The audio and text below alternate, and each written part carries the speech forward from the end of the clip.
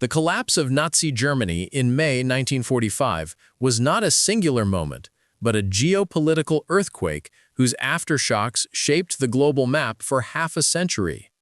When the guns fell silent in Europe, the Allied powers, the United States, the United Kingdom, the Soviet Union, and to a lesser degree France, faced a problem unprecedented in modern history: what to do with a technologically advanced nation of nearly 70 million people, whose regime had caused the most catastrophic war the world had ever seen.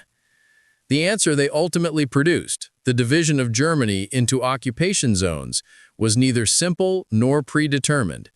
It was the result of years of negotiations, strategic calculations, wartime promises, conflicting visions of Europe's future, and the growing mistrust that soon became the Cold War. The division of Germany cannot be understood as a single administrative action. It was a cumulative outcome of conferences, directives, policy debates, secret cables, intelligence assessments, on-the-ground military realities, and ideological ambitions. What emerged in 1945 was not merely a temporary occupation. It was the foundation of a geopolitical fracture line that would divide Europe into East and West for more than 4 decades. To understand it, we must step back into the war years, well before Germany's defeat, when the future of the country was already being debated by Allied planners. Chapter 1. The Allied Vision Takes Form, 1939 to 1943. Long before Berlin fell, the Allies had begun asking a central question: how do you dismantle a regime without destroying the nation it controls? This was the strategic problem posed by Hitler's Germany. The early years of the war show no unified vision. Britain, fighting alone between 1940 and 1941, focused simply on survival. The British government, under Winston Churchill, had no detailed plan for post-war Germany. The goal was preventing German domination of Europe. But as the war expanded and the United States and Soviet Union entered the conflict, planning became more coordinated and more ambitious. In Washington, the State Department, War Department, and Office of Strategic Services, OSS, began generating studies about Germany's future.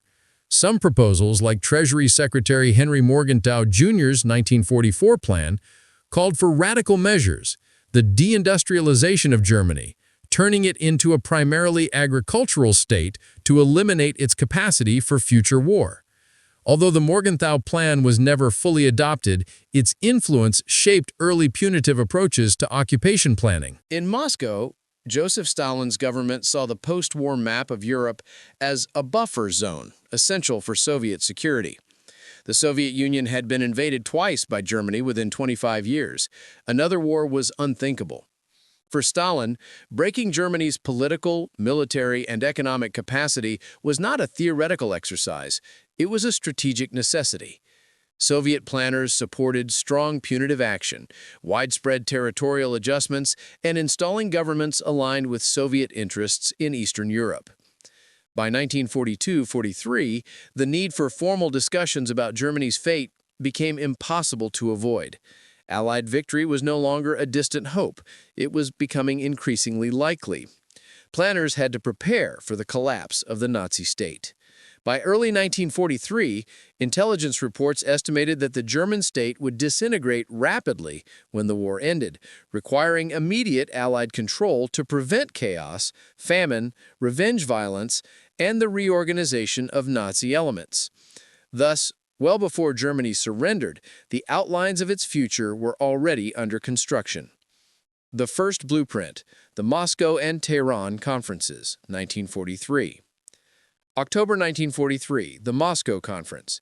For the first time, the Allied powers formally addressed the question of occupation. The U.S., U.K., and Soviet foreign ministers met in Moscow and issued the Moscow Declaration, which included crucial early decisions. Germany would be disarmed and demilitarized. The Allies would assume supreme authority. Germany would be divided into zones of occupation. The declaration did not specify how many zones or which powers would administer them, but it cemented the principle of division as official policy. 2 months later at the Tehran Conference, Roosevelt, Churchill, and Stalin met face-to-face for the first time. While the Tehran discussions focused largely on military strategy, particularly the opening of a second front in France, the question of Germany resurfaced. Stalin again argued that Germany must never be allowed to threaten Europe. Roosevelt floated the idea of dividing Germany into several independent states, a concept that would reappear in later debates. Although Tehran did not produce a detailed plan, it confirmed one thing. The three leaders expected Germany to be partitioned in some form. Towered Formal Division. The European Advisory Commission, 1944. With the broad outlines established, the Allies needed a mechanism for technical planning. This came in the form of the European Advisory Commission, established in late 1943 and headquartered in London. The EAC's mandate was to draft the legal and administrative framework for post-war Europe, including Germany.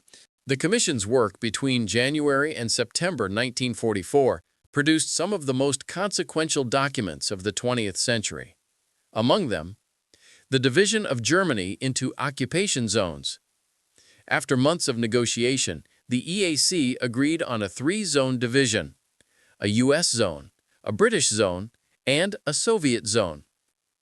A separate zone for France was later added at Churchill's urging, carved out of the U.S. and British zones. These boundaries did not fully correspond to the ethnic or political divisions within Germany. Instead, they were based on logistical, military, and political considerations, supply routes, previous administrative borders, and the Allies' relative military positions. The status of Berlin, deep inside the Soviet zone, would be administered by all four powers jointly, divided into four military sectors. This decision would later prove one of the most strategically explosive in Cold War history. Supreme authority over Germany. The EAC specified that upon defeat, Germany would not have a national government. The Allied powers would exercise supreme authority directly through their military governors. By September 1944, the broad structure of occupation had been agreed upon. What remained was determining the political and economic treatment of Germany, questions more complex than boundary lines. The Yalta Conference, the final pre-surrender blueprint, February 1945. The most influential conference in shaping post-war Germany occurred in Yalta, Crimea, in February 1945. By this time, German defeat was inevitable. The Red Army was within 70 kilometers of Berlin. The Western Allies were nearing the Rhine. The leaders had to finalize concrete plans for Germany's occupation. Key decisions at Yalta regarding Germany. 1. Confirmation of 4 occupation zones. The United States, United Kingdom, Soviet Union, and France would each control a zone. The EAC's earlier work was officially ratified.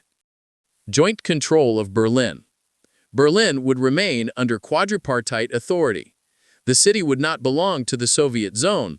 Instead, it would be governed by 4 Allied commanders working through the Allied Kommandatura. This arrangement was fragile from the very beginning. It required ongoing cooperation between governments with fundamentally incompatible ideologies and strategic goals. Reparations and economic principles. A central issue was how to handle reparations. Stalin demanded massive compensation for the destruction inflicted on the Soviet Union, where an estimated 27 million citizens had died and vast territories had been devastated. The agreement at Yalta stated, Germany would pay reparations. These would come from each occupation zone. Additional industrial assets would be transferred from the Western zones to the Soviet Union. The details were vague, setting the stage for later conflict. 4. War crimes trials. The Allies agreed to prosecute major Nazi leaders, which led to the Nuremberg trials beginning in late 1945. 5. The principle of German denazification, demilitarization, decentralization, and democratization, the 4 Ds. These 4 principles defined the core of Allied occupation policy. Denazification, removal of Nazi officials and ideology. Demilitarization, abolition of the German military.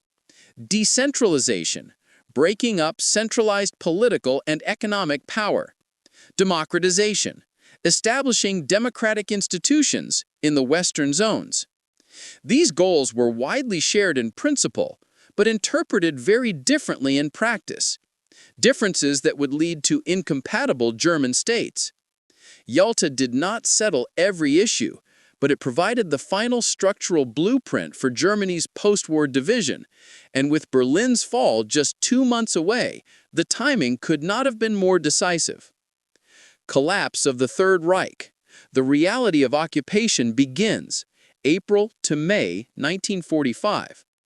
The military context. The strategic lines negotiated in conferences suddenly became real as Allied forces advanced into Germany.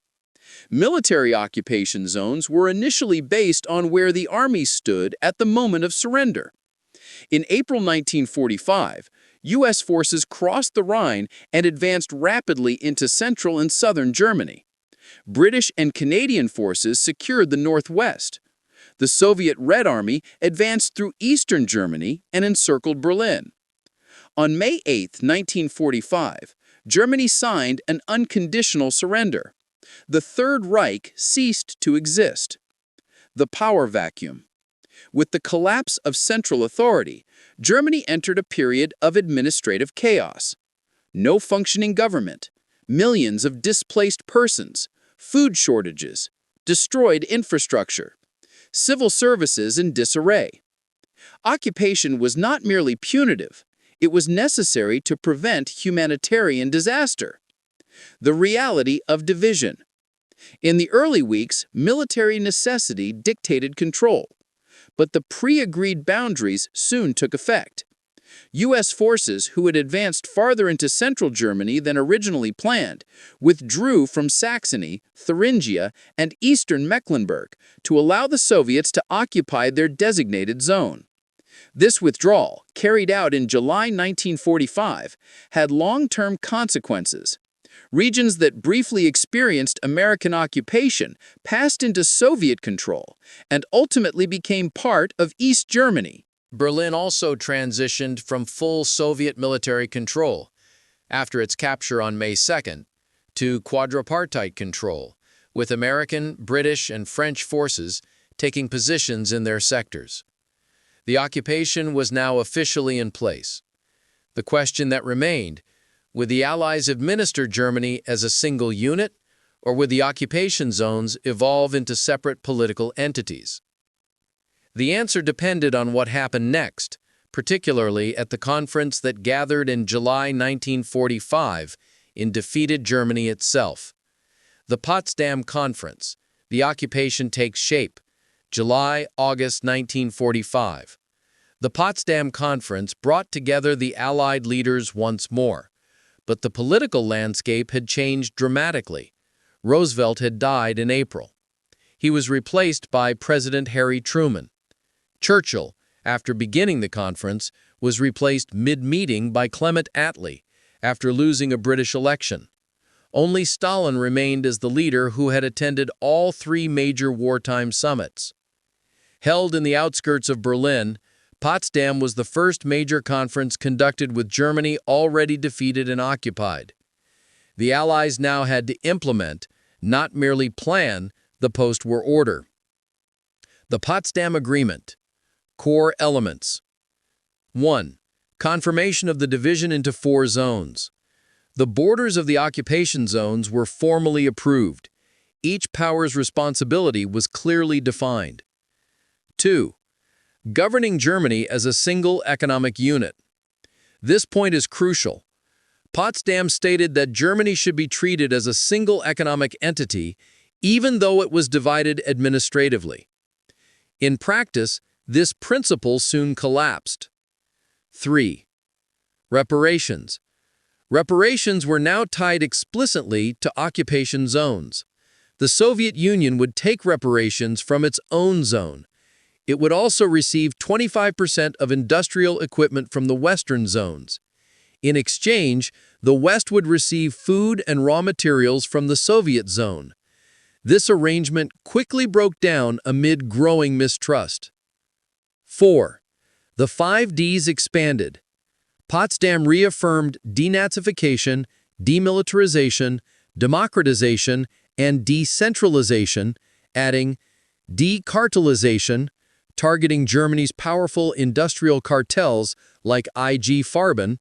German political life would be rebuilt from the local level upward. Eventually, free elections would be held. The form of national government would be determined later, but this point masked deep disagreements. The Soviet Union supported communist-led governments in its zone, while the Western Allies promoted pluralist, democratic systems. Potsdam's limitations. Perhaps the most significant aspect of Potsdam was what it failed to resolve. There was no agreement on a unified German government. There was no detailed plan to harmonize economic policy. There was no mechanism to enforce cooperation among the occupying powers. These omissions set the stage for division. From occupation to separation, 1946 to 1947. By the end of 1946, the Allied powers were following increasingly divergent paths. What had begun as a joint occupation with a declared intention to manage Germany as a single economic unit had become a patchwork of incompatible political systems.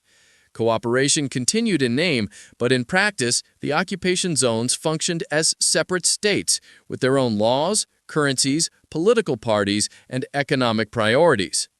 The idea of a unified Germany was still publicly supported by all 4 powers, but their definitions of unity were irreconcilable. The Soviet Union envisioned a united socialist Germany aligned with Moscow's sphere. The Western powers, particularly the United States, envisioned a democratic, economically stable Germany integrated into a broader Western recovery plan. France, still traumatized by invasion, wanted strict limits on German sovereignty and industrial power. Each agenda pointed in a different direction. These contradictions came to a head over the central question of the time: economic reconstruction. Economic crisis and the breakdown of Allied cooperation. By 1946, Germany was experiencing severe hardship. Food shortages, destroyed infrastructure, mass displacement, and a collapsed industrial base had created a humanitarian emergency. Industrial production had fallen to levels last seen in the early 20th century. Coal production, essential for heating and industrial power, was far below pre-war levels. The Allies realized that without economic stabilization, political collapse and social unrest would follow. The Western approach.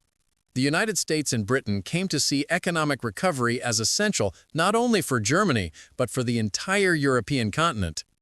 U.S. Secretary of State James F. Burns, in his influential Speech of Hope, delivered in Stuttgart in September 1946, signaled a major shift in American policy. The United States no longer aimed to permanently weaken Germany. Instead, it intended to integrate West Germany into the reconstruction of Europe. The Bizone, January 1, 1947.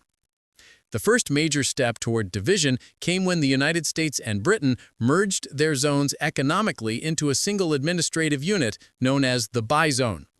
France refused to join, fearing a resurgent Germany, and the Soviet Union condemned the decision, calling it a violation of the Potsdam Agreements. At this moment, January 1947, the idea of a permanently divided Germany ceased to be theoretical. The Bizone marked the beginning of parallel German states.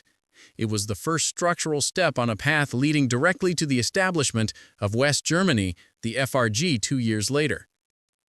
The Marshall Plan and the escalation of tensions, 1947.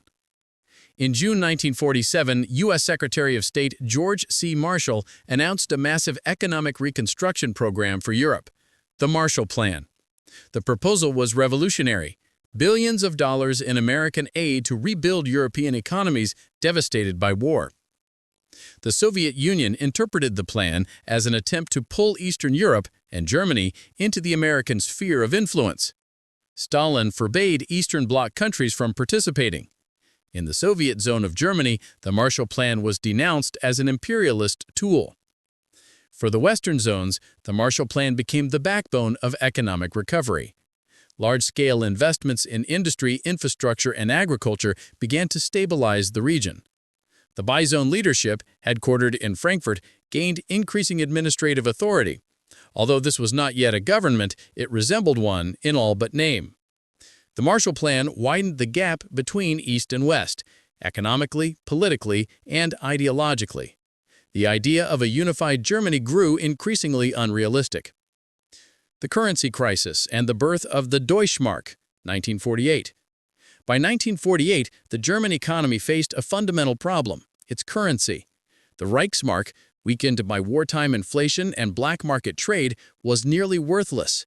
Economic recovery was impossible without monetary reform. The Western Allies developed plans for a new currency. After months of secret preparation, they introduced the Deutschmark in the Western zones on June 20, 1948. This decision, made without Soviet approval, was the single most explosive act in the entire occupation period. Soviet reaction. The Soviets viewed the currency reform as a violation of quadripartite administration. They implemented their own separate currency in the Eastern Zone and East Berlin. Berlin as a flashpoint. Because Berlin was jointly administered but located entirely inside the Soviet zone, the currency issue immediately triggered a crisis. West Berlin now used the Western Deutsche Mark. The Soviet zone, including East Berlin, used the East German Mark. Berlin had become a divided city within a divided nation. This currency conflict would spark the first major confrontation of the Cold War. The Berlin Blockade and Airlift, 1948 to 1949. On June 24, 1948, the Soviet Union initiated the Berlin Blockade, cutting all road, rail, and canal routes connecting West Berlin to the Western occupation zones. The goal was simple: force the Western Allies out of Berlin or compel them to abandon their currency reform. What followed became one of the most dramatic logistical operations in modern history. The Berlin Airlift. Rather than withdraw, the United States and Britain began supplying West Berlin entirely by air. This effort, Operation Vittles for the Americans and Operation Plainfare for the British, became a defining moment of the early Cold War. At its peak, the airlift delivered more than 12,000 tons of supplies per day. Over 277,000 flights were conducted in less than a year. Food, coal, medicine, and other essentials kept the city alive. The airlift demonstrated Western commitment to Berlin and, by extension, to the emerging West German state. On May 12, 1949, after nearly 11 months, the Soviet Union lifted the blockade. The Western victory in the airlift was both symbolic and strategic. It cemented West Berlin as an outpost of the Western world, even as it remained geographically surrounded by East Germany. More importantly, the blockade destroyed any remaining possibility of a unified Germany under quadripartite administration. Within weeks, the Western Allies formalized the political structure of their zones. The foundation of the Federal Republic of Germany, also known as West Germany, May 1949. The creation of West Germany was not the result of a single decision, but a long chain of political and economic developments. By 1949, with quadripartite cooperation broken and the Berlin airlift freshly concluded, the Western powers decided to proceed with a formal democratic state in their zones. The Parliamentary Council. In September 1948, representatives from the Western zones formed a parliamentary council. Their task? Draft a constitution for a new German state. The resulting document, the Basic Law, Grundsatz, emphasized federalism, democratic institutions, human rights, and the rule of law. The Western approach. The United States and Britain came to see economic recovery as essential not only for Germany, but for the entire European continent. U.S. Secretary of State James F. Burns, in his influential Speech of Hope delivered in Stuttgart in September 1946, signaled a major shift in American policy. The United States no longer aimed to permanently weaken Germany. Instead, it intended to integrate West Germany into the reconstruction of Europe. The Buy Zone, January 1, 1947. The first major step toward division came when the United States and Britain merged their zones economically into a single administrative unit known as the Buy Zone. France refused to join, fearing a resurgent Germany, and the Soviet Union condemned the decision, calling it a violation of the Potsdam Agreements. At this moment, January 1947, the idea of a permanently divided Germany ceased to be theoretical. The Buy Zone marked the beginning of parallel German states. It was the first structural step on a path leading directly to the establishment of West Germany, the FRG, 2 years later.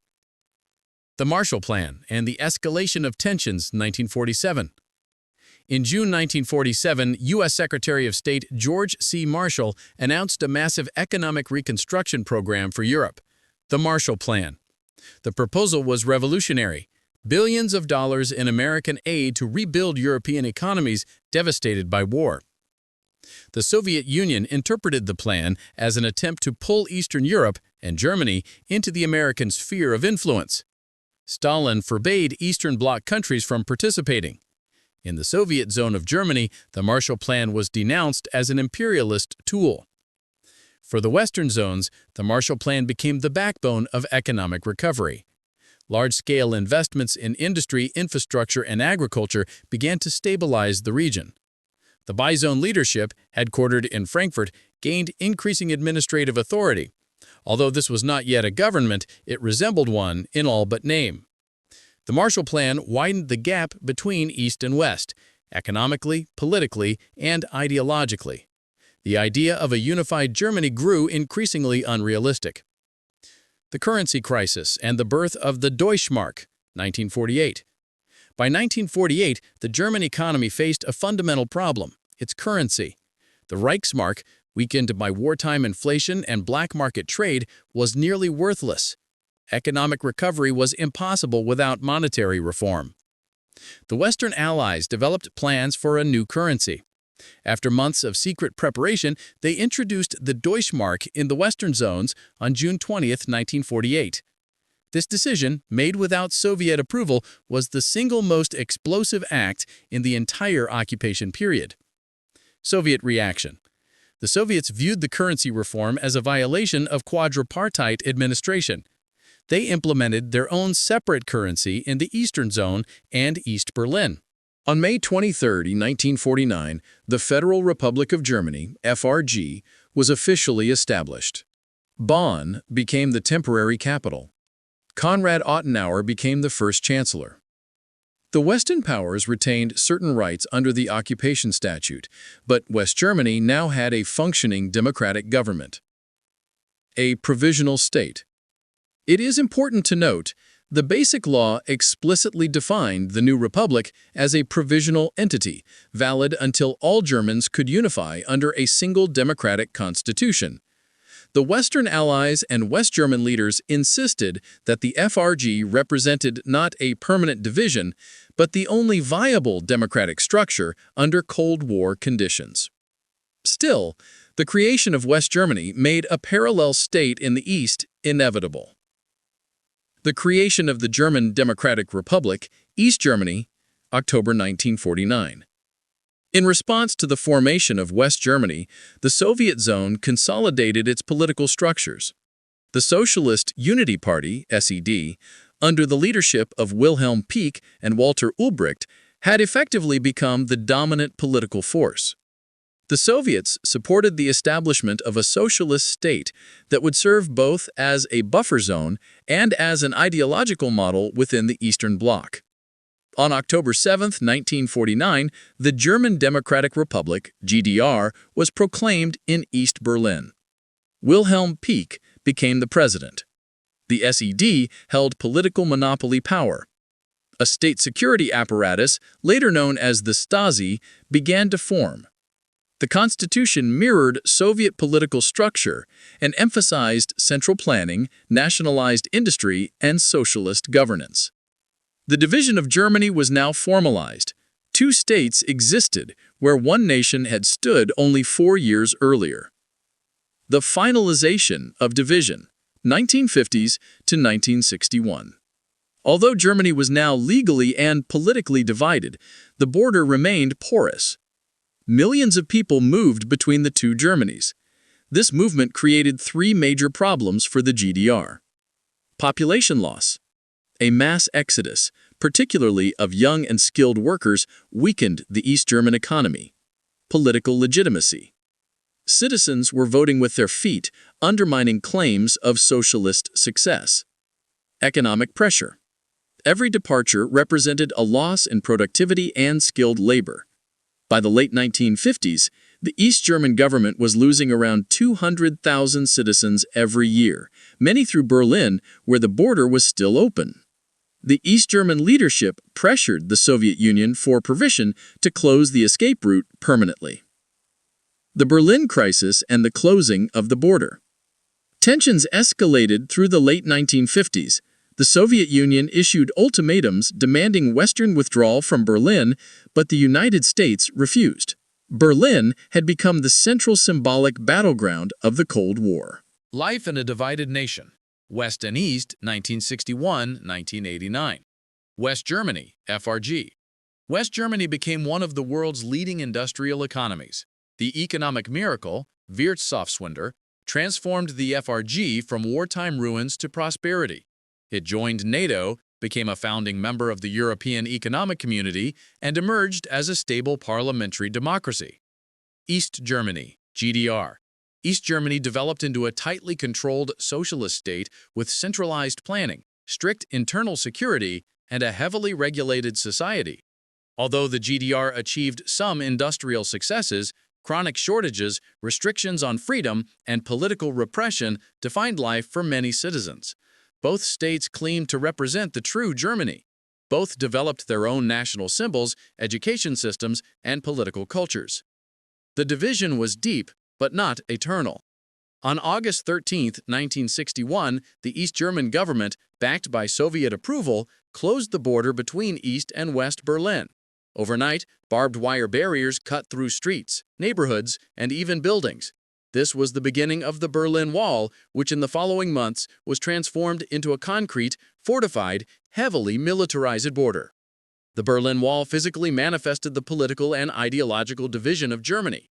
It prevented further mass immigration and solidified the separation of the two states. With the erection of the wall, the division of Germany was no longer administrative or political. It had become geographical, physical, and deeply human. Legacy of division. A closing built for documentary impact. A nation divided by war, occupation, ideology, and geopolitics had finally become whole again. Yet the legacy of division remains visible in Germany's political landscape, economic disparities, and historical memory. The division of Germany was not an accident of history.